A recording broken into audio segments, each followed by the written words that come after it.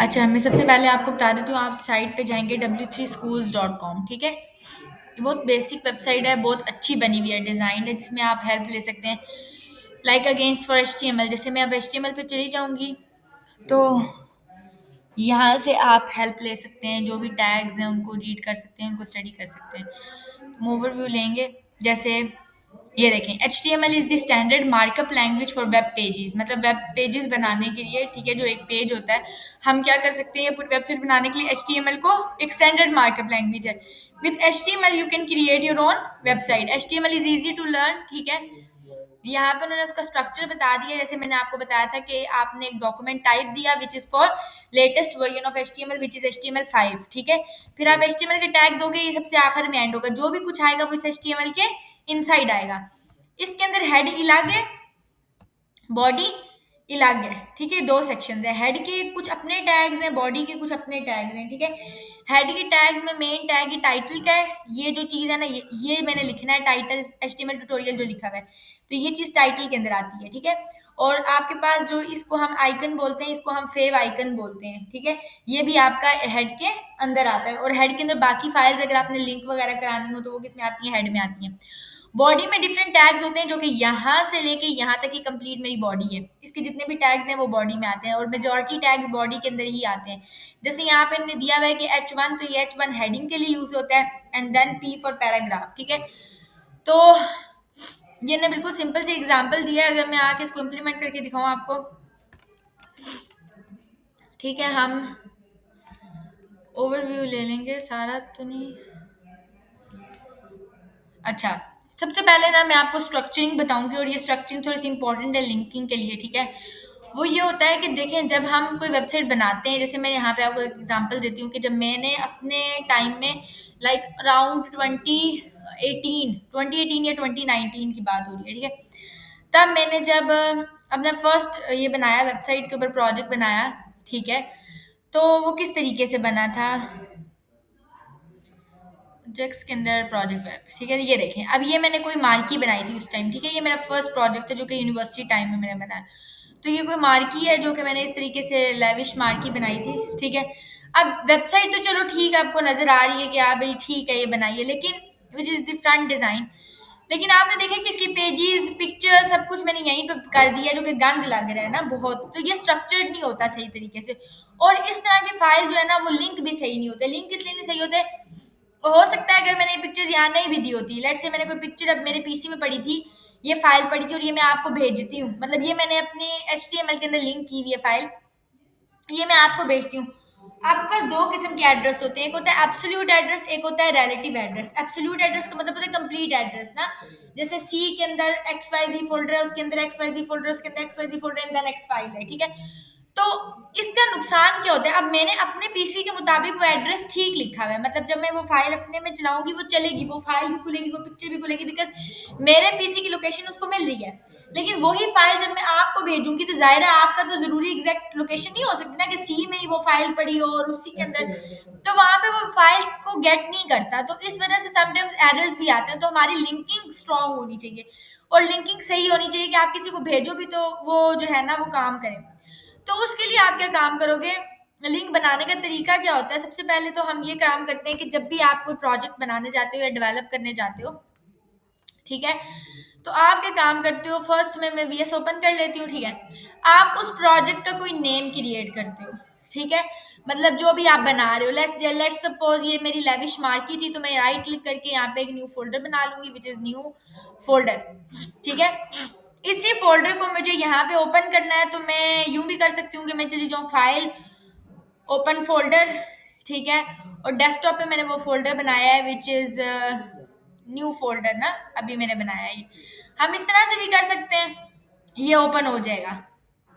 The second way is कि मैं इसको रीनेम कर देती हूँ, यहाँ से मैंने कहा कि मैंने लेविश मार्की है, तो मैंने वो बनानी है, मैंने ये दे दिया। मैं इसको डायरेक्ट भी यहाँ पे ड्रैग कर सकती हूँ इस तरह से, ये जब ग्रीन हो जाए इस तरह हो जाएगा, छोड़ देंगे इसको, तो ये यहाँ पे ओपन हो जाएगा लाइक दिस, ये देखिए, ठीक है। तो अब यहाँ पे क्या होता है, देखें, यहाँ पर ये तरीका है कि मैं जो हूँ वो फाइल्स को एक तरीके में रखूँ। देखें, वेबसाइट के अंदर यूजली तीन चीजें होती हैं, ठीक है। एक होती है उसकी स्टाइल, जो कि स्टाइल शीट होती है, स्टाइल्स जो होते हैं उसके ऊपर आप अप्लाई करते हो, वो अलग से एक फाइल बनाते हो, फोल्डर उसमें रखते हो। एक होती है सिंपल HTML के पेजेस, वो आप HTML के पेजेस के अंदर रखते हो। एक होती है जावास्क्रिप्ट की फाइल, वो आप अलग रखते हो। एंड देन आ जाते हैं आपकी एसेट्स, यानी कि पिक्चर्स, वीडियोस। ठीक है, तो आप क्या कर सकते हो, इजी वे ये है कि आप इसके अंदर आके 4 फोल्डर्स बना दो। लेट्स से न्यू फोल्डर, पहला फोल्डर आ गया पेजेस के नाम से, जिसमें सारे HTML के पेजेस आ जाएंगे, लेट से। ठीक है, यहाँ HTML के पेजेस आ गए। सेकंड फोल्डर आ गया लेट से एसेट्स के नाम से। अब जितनी भी पिक्चर्स और हाँ वीडियोस है, एसेट्स हैं, वो यहाँ आ जाएंगे। ठीक है, फिर आपने आकर कहा कि लेट से थर्ड में आपके पास स्टाइल्स हो गए, जितनी भी स्टाइलिंग है, स्टाइल शीट्स है, CSS की है, वो यहाँ पे आ जाएंगी।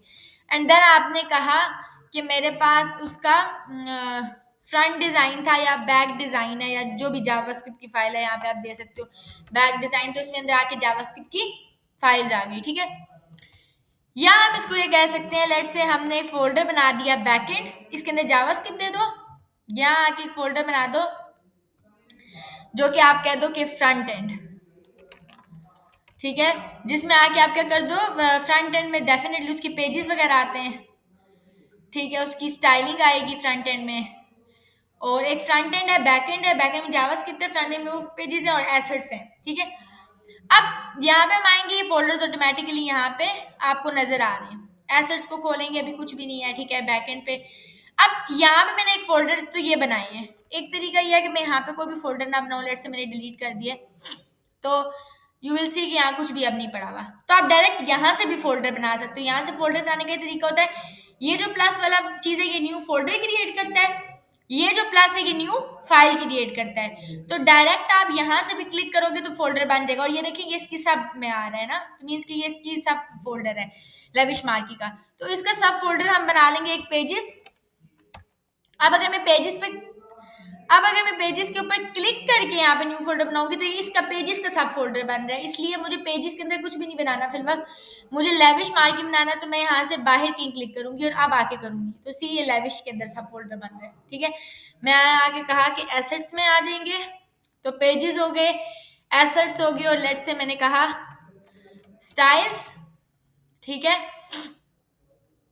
देन मैंने कहा कि जावास्क्रिप्ट के नाम से मैंने फोल्डर बना दिया, 4 फोल्डर बना दिए। ठीक है, अब मैं आती हूँ और मैं आके इनके अंदर पेजेस बनाती हूँ। पेजेस में मैंने आके लेट से कहा एक फाइल बनानी है, तो यहाँ से फाइल क्रिएट होती है। ठीक है, अब मैंने फोल्डर नहीं, फाइल बनानी है। फाइल पे क्लिक करूंगी, डायरेक्ट यहाँ आके लिख दूंगी लेट से home.html।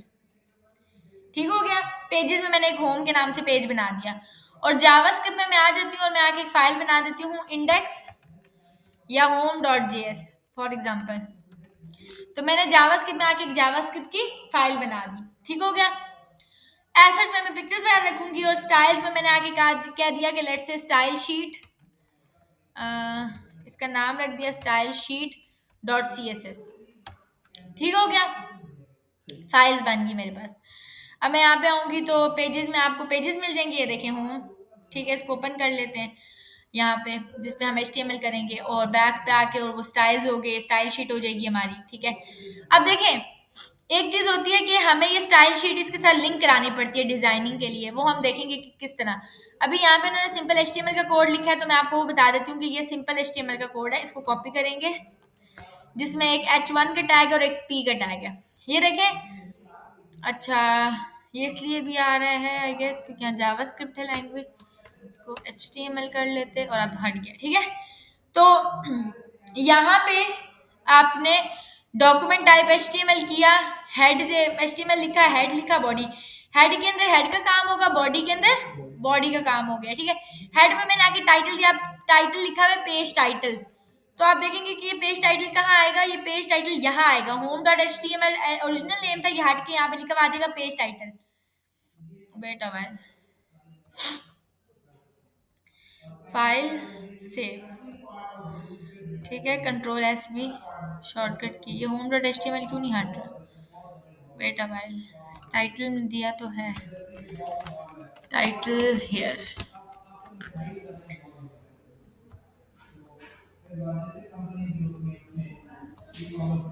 हाँ, दोबारा से ओपन कर लेते हैं, पेजेस थे होम, क्यों क्यों नहीं कर रहा? इसको करना चाहिए। Okay, because we are doing this on JS. गलत कर रहे थे ना ये। हाँ, और ये जेएस को इस तरह क्यों दे रहा था? तभी वो यहाँ पे बेचारा जावास्क्रिप्ट दे रहा था, मैंने उसको बना दिया। सॉरी। ठीक है, ये जेएस की फाइल थी, ये एचटीएमएल यहाँ आके लिखेंगे। ठीक है, तो अच्छा, यहाँ पे मैं इसलिए बार बार लैंग्वेज चेंज करी हूँ ना, ये देखिए नीचे लिखा हुआ है जैंगो टेम्पलेट, ये वो, ये लैंग्वेज में बार बार इसलिए चेंज करी हूँ क्योंकि मैंने डिफरेंट इसमें सेट की हुई है लैंग्वेजेस, तो मैं इस वजह से आपको जरूरत नहीं पड़ेगी, लेकिन करना भी हो तो यूं करके एचटीएमएल लिखेंगे तो सेट हो जाएगा। ठीक है, अब मैंने एचटीएमएल दे दी। होपफुली ये टाइटल है आ गया, ये टाइटल है आपका। ठीक है, इसके साथ ये आइकन है, इसको हम चेंज करेंगे, देखेंगे कैसे चलता है। ये देखिए, मैंने H1 के टैग दिया तो एक हेडिंग आ गई, पैराग्राफ P का टैग दिया तो एक पैराग्राफ आ गया। ठीक हो गया। अब यहाँ पे आके हम लिंक भी दे सकते हैं, ये पिक्चर का, यहाँ पे ये पिक्चर भी दे सकते हैं। ठीक है, पिक्चर देने का क्या तरीका होता है? फॉर एग्जाम्पल मुझे कोई फेसबुक की पिक्चर देनी है, लेट्स से, तो सॉरी ये फेसबुक पे हम चले गए, हमें जाना नहीं था, हमें फेसबुक इमेज लेनी थी, इमेजेस। ठीक है, लेट से मुझे ये पिक्चर लगानी है। सबसे पहले तो मैं इस पिक्चर को सेव कर लूंगी, और सेव कहाँ करेंगे हम? लेविश मार्की के अंदर कहाँ सेव करेंगे? एसेट्स में।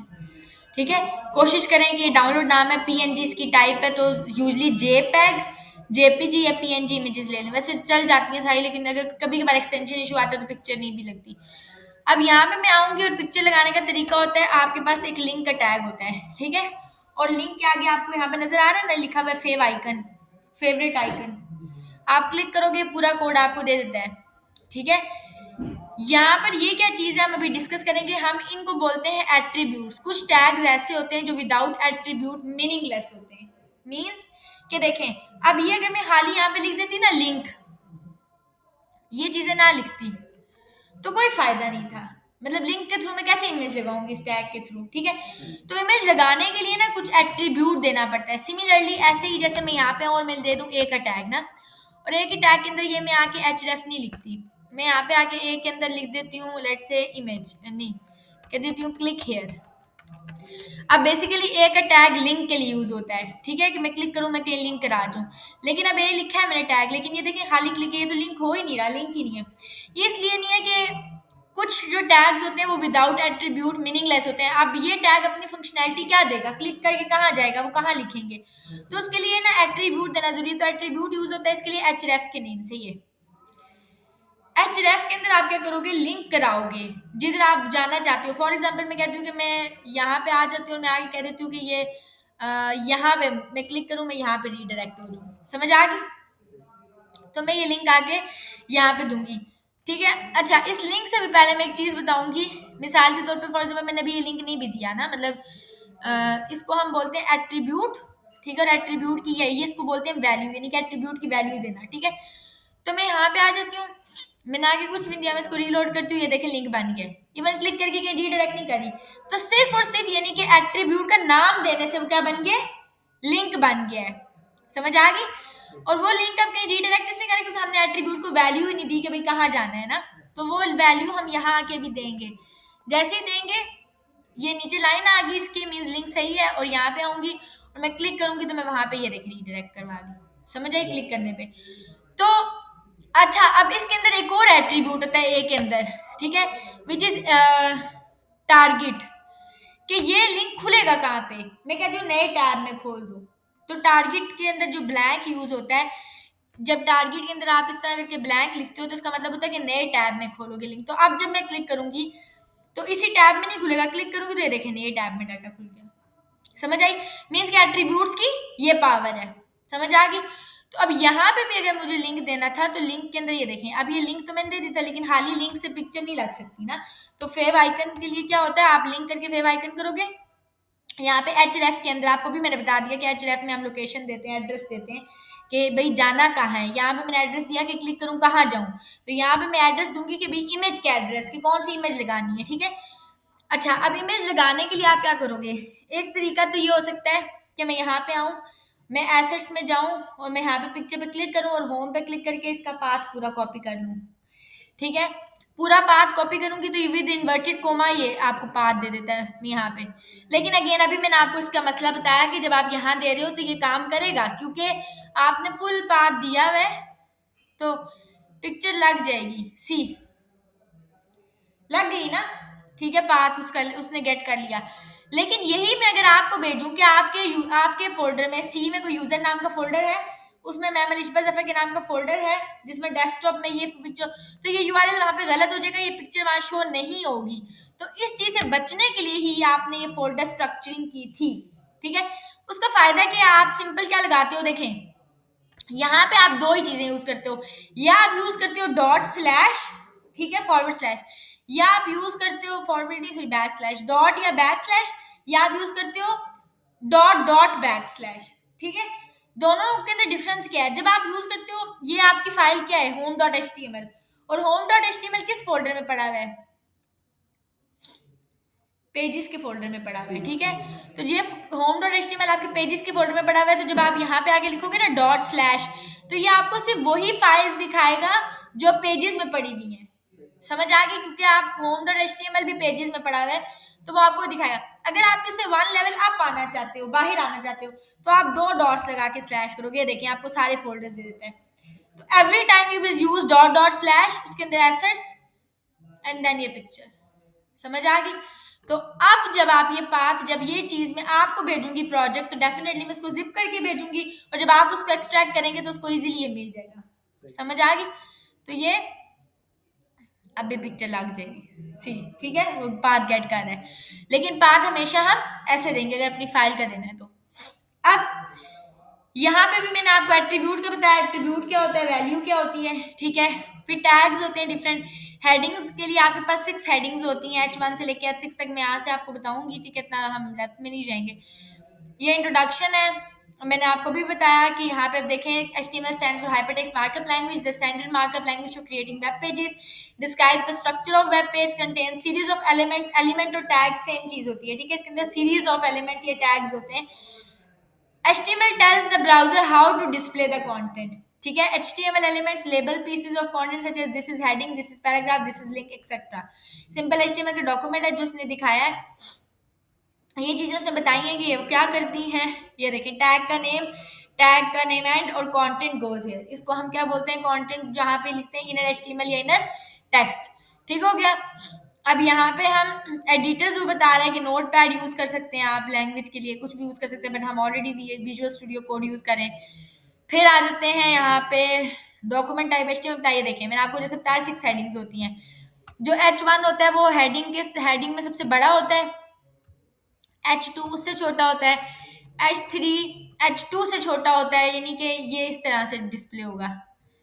देखें, H1 से छोटा क्या है, H2 से छोटा क्या है, H3 से छोटा होगा H4 से छोटा होगा H5, और H6 क्या होता है, सबसे छोटा होता है। ठीक है, फिर पैराग्राफ होता है, P के टैग पैराग्राफ के लिए यूज होता है, A का टैग मैं आपको बता चुकी हूँ लिंक के लिए यूज होता है।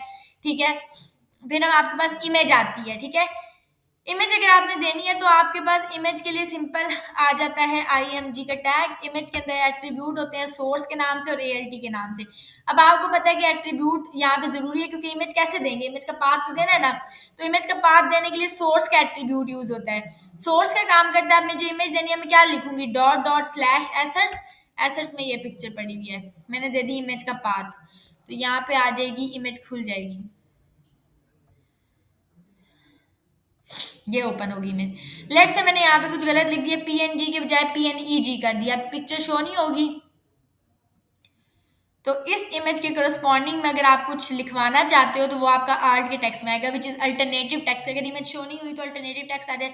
लेट से मैंने कहा कि सर्वर इशू है जिसकी वजह से पिक्चर शो नहीं हो रही है, डाउन है, व्हाट्सोएवर रीजन है, वो यहाँ पे मैंने लिख दी, तो यहाँ पे वो पिक्चर की शो नहीं होगी। तो देखिए समझ आ गई, अल्टरनेटिव टेक्स्ट आ जाएगा। ठीक है, तो this is what a source can done and art can done. बाकी विड्थ और हाइट है, इमेज की विड्थ हाइट सेट करने के लिए। ठीक है, तो ये आपके पास आता है, एलिमेंट्स है कुछ, ये देखें, ये वो उन्होंने बताया। मेन चीज यहाँ से शुरू होती है, एट्रीब्यूट का कॉन्सेप्ट मैं आपको बता चुकी हूँ। एट्रीब्यूट क्या होता है, ये देखें, एट्रीब्यूट और वैल्यू होती है उसकी, जैसे href एट्रीब्यूट है, ये इसकी वैल्यू है। इमेज के अंदर सोर्स एट्रीब्यूट है, ये इसकी वैल्यू है। फिर मैंने आपको ये भी बताया कि एब्सोल्यूट यूआरएल होता है, रिलेटिव यूआरएल होता है। एब्सोल्यूट मींस कंप्लीट एड्रेस, ठीक है, और रिलेटिव मींस सिंपल एड्रेस, ठीक है। हेडिंग, ये मैंने आपको बताया H1 सबसे बड़ी होती है, H2 H1 से छोटी है, H3 H2 से छोटी है, H4 H3 से छोटी है, H5 H4 से छोटी है, H6 H5 से छोटी, सबसे छोटी होती है। पैराग्राफ्स होते हैं वो P के लिए होते हैं। स्टाइल्स क्या होते हैं, ठीक है। स्टाइल्स कलरिंग, बैकग्राउंड कलर, इन चीजों के लिए यूज होते हैं। स्टाइल के अंदर आपके पास आती है प्रॉपर्टी और वैल्यू। प्रॉपर्टी क्या चीज होती है? प्रॉपर्टी मींस कि मुझे कलर देना है तो यहाँ मैं कलर लिखूंगी, वो मेरी प्रॉपर्टी है। बैकग्राउंड कलर देना है, मैं यहाँ पे लिखूंगी बैकग्राउंड कलर, वो मेरी प्रॉपर्टी है। मुझे उसकी फॉन्ट स्टाइल चेंज करना है, वो उसकी वो है, ठीक है। फॉन्ट वेट चेक करना है, तो वो सारी चीजें। और वैल्यू जो आप दोगे, यानी कि कलर मुझे रेड देना है, या रेड दिया तो दैट इज योर वैल्यू। आपके पास तीन किस्म की सीएसएस होती हैं, इनलाइन सीएसएस, इंटरनल सीएसएस और एक्सटर्नल सीएसएस। इनलाइन सीएसएस के लिए आप क्या काम करते हो? स्टाइल के टैग दे देते हो इस तरह से, और इसके अंदर आके दे देते हो प्रॉपर्टी मींस कलर और वैल्यू मींस रेड। ठीक हो गया ये? ठीक हो गया, that is your inline CSS. Internal CSS क्या है? जो कि हेड के टैग के अंदर होती है। इसके अंदर लिए हम स्टाइल के टैग लिखते हैं इस तरह, और इसके अंदर आके स्टाइलिंग करते हैं। मिसाल के तौर पर मैंने इस हेडिंग को देना है, मैं यहाँ पे आके लिखूंगी टैग का नाम which is H1 curly brackets. H1 को मुझे कलर देना है, तो मैंने लेट से कह दिया कि कलर उसका एक्वा मैरीन कर दो। समझ आ गई? थर्ड चीज होती है एक्सटर्नल सीएसएस। एक्सटर्नल का मतलब क्या होता है? आप यहाँ पे स्टाइल शीट बनाई है ना सीएसएस वाली, यहाँ आके मैं दे दूं कि H1 हेडिंग 1 का कलर कर दो लेट से ब्लू। ठीक हो गया। अब बात आती है, मैंने सेम H1 को इनलाइन सीएसएस भी दी है, इंटरनल भी दी है और एक्सटर्नल भी दी है, तो कौन सी काम करेगी? बात ये है। तो यहाँ पे कलर कौन सा आएगा? प्रेफरेंसेस वाइज तो हमारे पास यहाँ पे पहली बात तो ये है कि मैंने एक्सटर्नल फाइल को लिंक ही नहीं कराया। जब आप एक्सटर्नल फाइल बनाते हो, ज़रा वो बाइल बनी हुई है, वो लिंक तो करोगे ना यहाँ पे। तो लिंक करने का तरीका यही होता है, आप लिंक का टैग देते हो, इसमें रिलेशन में आता है स्टाइल शीट, ठीक है, बाय डिफॉल्ट। और href में आके आप लिंक देते हो। मुझे स्टाइल शीट लिंक करानी है, मैं क्या करूंगी? डॉट डॉट, हाँ, कहाँ पड़ी है? स्टाइल्स में, ये स्टाइल शीट। समझ आ गई? अब मैंने लिंक करा दिया, मींस मेरी इंटरनल इनलाइन एक्सटर्नल तीनों है। तीनों में मैंने कलर अप्लाई किया, तो कौन सा कलर अप्लाई होगा? तो यहाँ पे कलर अप्लाई हुआ है रेड। रीजन क्या है? क्योंकि प्रेफरेंस वाइज जो इनलाइन सीएसएस होती है उसको प्रेफरेंस हाई मिलती है। अगर मैं इनलाइन हटा दूं तो अब इंटरनल और एक्सटर्नल में से कौन सी काम करेगी? तो कलर इसका हो जाएगा एक्वा मैरीन, ये, क्योंकि इनलाइन के बाद आपकी इंटरनल प्रेफरेंस करती है, और सबसे लास्ट में जो होती है वो आपकी क्या काम करती है? एक्सटर्नल। लेकिन आप जो प्रोजेक्ट में यूज करते हो वो आप करते हो हमेशा एक्सटर्नल, बेशक उसकी प्रेफरेंस काम हो। रीजन क्या है? क्योंकि आपको अगर कोई डेवलपर कहता है कि लेट से मुझे चेंज कर दे, तो आप ज्यादा टैग नहीं ढूंढते फिरोगे बॉडी में से, आप वहीं पे जाओगे डायरेक्ट स्टाइल शीट में, वहां से चेंजिंग करोगे। समझ आ गई? तो हम ऐसे करते हैं। तो this is what your CSS is, okay. यहाँ पे वही इन्होंने चीज दी है कि style is equal to background colour powder blue, तो बैकग्राउंड कलर आ जाएगा, और एक्स वाई जी कलर दिया है। यहाँ पे आ जाते हैं अब जो हमारे टैग्स हैं, जैसे फॉर्मेटिंग के टैग्स हैं, ठीक है। फॉर्मेटिंग के टैग्स मैंने दिया हुआ है। बोल्ड का टैग बोल्ड करने के लिए यूज होता है। स्ट्रॉन्ग का टैक्स जो होता है वो बोल्ड करने के लिए यूज होता है। आई का टैग इटैलिक टेक्स्ट लिखने के लिए यूज होता है। ई एम्फसाइज टेक्स्ट मतलब इटैलिक ये लिखता है एक किस्म का। मार्क टैग क्या करता है? हाईलाइट कर देता है टेक्स्ट को, ऊपर हाईलाइट जिस तरह हम करते हैं ना उससे। मार्क स्मॉल के टैग टेक्स्ट को छोटा लिखता है। डिलीट के टैग ऊपर एक इस तरह लाइन लगा देता है डिलीट के लिए, वो जैसे स्ट्राइक थ्रू होता है। इंसर्टेड टैग क्या करता है? नीचे अंडरलाइन आ जाती है। सबस्क्रिप्ट सुपरस्क्रिप्ट, सुपर जिस तरह पावर में होता है ऊपर, सबस्क्रिप्ट हमेशा नीचे बेस में होता है। जैसे ये हो गया बोल्ड का टैग, बी का टैग, तो मैंने बी का टैग दिया, ठीक हो गया। तो यहाँ पे आके ये आ गया बोल्ड, ठीक है। इस तरह ये डिफरेंट टैग्स हैं। जैसे मैंने कहा स्ट्रॉन्ग का टैग भी यही काम करता है, ठीक है। और इटैलिक इटैलिक फॉर्मेट में लिखता है। एम्फसाइज ऐसे लिखता है, ठीक है। एम्फसाइज ये देखिए इस तरह लिखेगा, जैसे ये आप प्रैक्टिस कीजिएगा इनकी ये टैग कैसे काम करते हैं, ठीक है, अपनी उस पर घर में। ये एम्फसाइज आ गया, ठीक हो गया। अब आपने देखा कि ऊपर जब मैं ये चीज़ दे रही थी तो ये आपके पास अलग अलग लाइन पे आ रहा था डाटा, लेकिन ये क्या कर रहा है, ये उसी लाइन के आगे आ रहा है, बोल्ड भी, एम्फेसाइज्ड भी, ठीक है, ए बी। तो ये क्या चीजें होती हैं, ये आपके पास दो किस्म की चीजें होती है, एक होता है कंटेनर एलिमेंट, एक होता है इनलाइन एलिमेंट। कंटेनर एलिमेंट का मतलब होता है जो पूरी रो लेता है, यहाँ से लेके यहाँ तक, चाहे आप उसमें खाली टी लिख दो, वो पूरी रो लेगा। लेकिन इनलाइन एलिमेंट वो होता है जो सिर्फ उतनी सी स्पेस लेता है जितनी रिक्वायर्ड होती है, जितना टेक्स्ट होता है।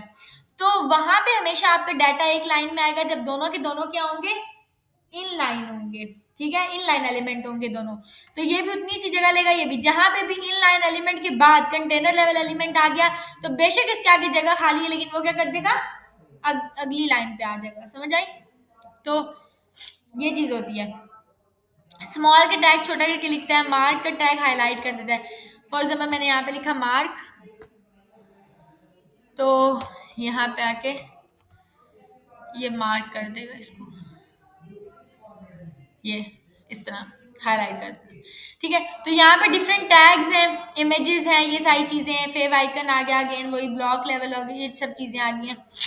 हमारे पास जो काम की इम्पोर्टेंट चीज थी वो ये कि हमने देखा कि बस HTML लैंग्वेज क्या है, ठीक है, टैग्स होते हैं इसके अंदर, ठीक है। यूजुअली हमारे पास एक चीज यूज होती है बेसिकली, जिसको हम बोलते हैं, आपको पता है कि ये चीज आपकी टैग है, जो आपने in case of like use करनी है, याद रखिए, in case of JavaScript, this is your tag. जो चीज भी इसके इनसाइड है हम इसको बोलते हैं इनर HTML या इनर टेक्स्ट, ठीक है। एंड देन आपके पास होती है एक चीज आईडी और क्लास, ठीक है। आईडी क्लास का क्या मतलब होता है, देखें आईडी और क्लास में डिफरेंस क्या होता है। मिसाल के तौर पे मैं यहाँ पे आती हूँ और मैंने आके लेट से एक मल्टीपल टैग्स लिख सकती हूँ ना, H1 में आके यहाँ कुछ लिख दिया, फिर मैं आ गई मैंने आके लिख दिया H1 में कुछ भी XYZ, इस तरह से। मैं स्टाइल में आती हूँ, मैं आके लिख देती हूँ H1, H1 का कलर कर दो ब्राउन। ये क्या करेगा, ये सब के ऊपर ये चीज अप्लाई कर देगा, तीनों के ऊपर सेम कलर। तो मैं तो ऐसा नहीं चाहती, मैं चाहती हूँ कि भाई इसके ऊपर अलग करे, इसके ऊपर अलग करे, इसके ऊपर अलग करे। तो इस चीज के लिए यूज होती है आईडी या क्लासेस, दोनों काम एक ही करती है। मिसाल के तौर पर मैंने आके इसको एक नाम दे दिया आईडी, आईडी मैंने इसकी रख दी ABC, ठीक है। और लेट से मैंने इस एलिमेंट को आके दे दी क्लास XYZ, ठीक है। यहाँ पे सिर्फ डिफरेंस ये होगा कि अगर मैं आईडी ले रही हूँ तो मैं आईडी के केस में हैश लिखूंगी, हैश के साथ आईडी का नाम लिखूंगी ABC, क्योंकि आईडी है ना, आईडी से हैश लगता है, हैश ABC करूंगी तो ये आईडी पिक कर लेगा लाइक दिस, सिर्फ इसी को देगा कलर। समझ आई? ये ब्लू इसलिए हो रहा है क्योंकि एक्सटर्नल यूज हुई है, ठीक है। तो ये इसको दे देगा। अब मैं अगर आके कह देती हूँ कि नहीं भाई XYZ वाला करो, तो क्लास है, क्लास के केसेस में यूज होता है डॉट, डॉट करके आप नाम दे दोगे।